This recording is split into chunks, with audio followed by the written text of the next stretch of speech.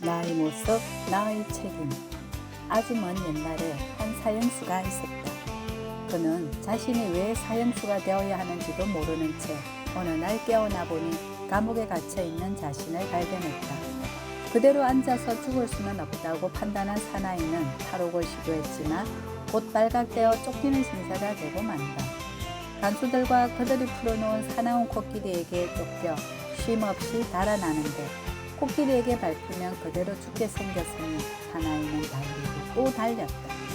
숨가쁘게 달아나다가 다행히도 언덕 아래에서 우물을 하나 발견하고 우물 속을 들여다보니 나무 뿌리가 우물 안에 뻗어 있는 것이었다. 주위를 둘러보니 그 뿌리는 우물 옆 언덕 위에 위태롭게 서 있는 큰 나무의 뿌리였다. 워낙 나무가 크고 오래되어 그 뿌리가 우물 속까지 뻗은 모양이었다. 사나이는 나무 뿌리를 타고 우물 바닥으로 내려가 겨우 코끼리로부터 한숨을 돌릴 수 있게 되었다. 그러나 그것도 잠시. 정신을 차리고 사방을 둘러보니 머리 위에서는 검은 쥐와 흰 쥐가 번갈아가며 나무 뿌리를 갉아대고 있다. 그리고 우물 사방에는 4마리의 독사가 털을 날름거리며 그를 물려고 하고 있고 우물 밑바닥에는 동룡이 큰 입을 벌리고 사나이가 떨어지기만을 기다리고 있다.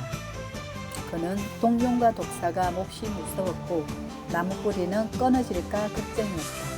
그런데 그 나무에는 벌집이 하나 달려있다. 나무가지가 흔들릴 때마다 벌꿀이 한 방울씩 그 사나이의 입에 떨어진다. 나무가 흔들리면 벌들이 내려와 그 사나이를 쏘았지만 그는 꿀맛에 취하여 자신의 위험을 잊고 있었다. 한편 우물 밖 들판에서는 불이 일어나 그 나무를 태우고 있다. 위의 이야기는 불가에서 전해져 오는 안수정등이라는 유명한 비유다. 출전 빈두루 돌라사위 우타연왕 설법경. 안수정등은 강기석의 나무와 우물 안의 등나무라는 뜻인데 이야기 속의 사나이는 괴로움에 빠져있는 우리 모두를 비유하고 있다. 쉼없이 달려오는 저 코끼리는 인정사정 없이 흐르는 시간, 즉 무상한 세월을 비유한 것이고 우물은 나고 죽는 우리의 인생살이를 비유한 것이다. 어떤 면에서는 우리는 모두 생사라는 감옥에 갇혀있는 사형수들이다.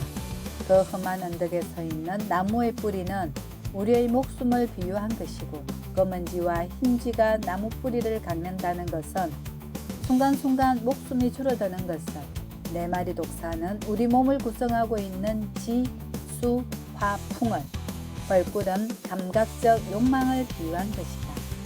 벌은 삿된 소견을, 들판의 불은 늙음과 병을, 동룡은 죽음을 비유한 것이다. 빠져나올 수도 없고 바닥으로 뛰어내릴 수도 없는 우물 속 사나이의 상황과 우리 현실은 결코 다르지 않다. 누구나 언젠가는 죽게 되어 있고 흰쥐와 검은쥐는 지금도 쉴 새 없이 육체의 노화를 재촉하고 있다. 고등학교 윤리 시간에 외웠던 고진멸도 사성제는 불가의 가르침이다. 괴로움과 괴로움의 원인 그리고 그것을 해결하는 부처님의 솔루션이라고 할 수 있다. 괴로움의 원인을 우리 밖에서 찾지 않고 우리의 내면에서 찾는 것이다.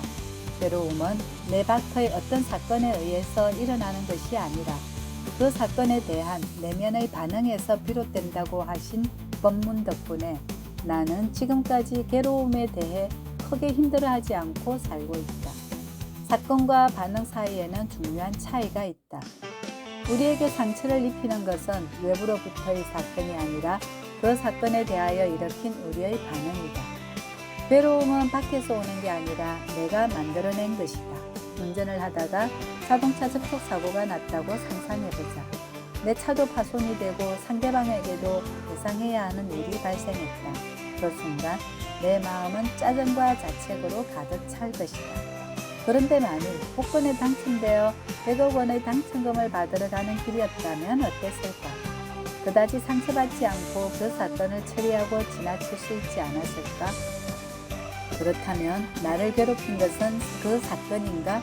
아니면 사건에 대하여 일으킨 나의 반응인가?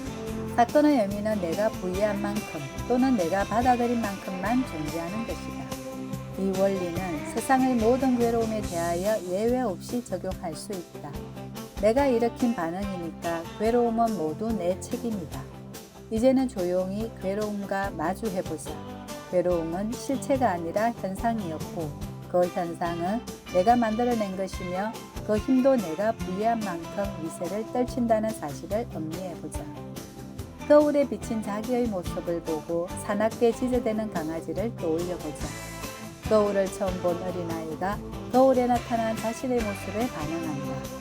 어린아이든 강아지든 거울을 보고 두려움을 느꼈다고 가정해보자.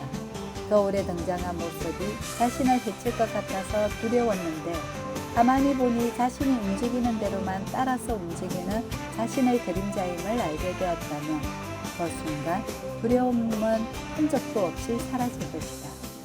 괴로움이 바로 나의 다른 모습이라는 것을 깨닫는 순간 괴로움은 소멸되고 마는 것이다. 괴로움을 없애는 것이 아니라 괴로움 그대로가 괴로움이 아님을 보는 것이다. 괴로움이란 나의 그림자에 불과하다.